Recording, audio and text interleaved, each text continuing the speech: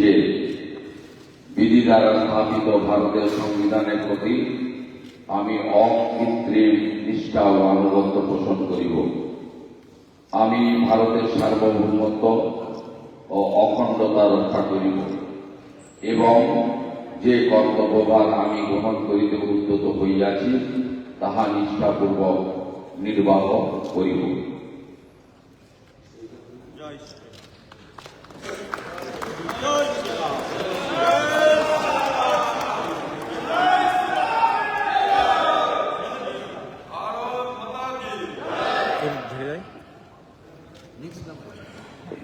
Now, may I request Sri Vivek Ghosh, Honorable Minister, elected from 224 Kharagpur Sadar, to please make and subscribe and move for affirmation.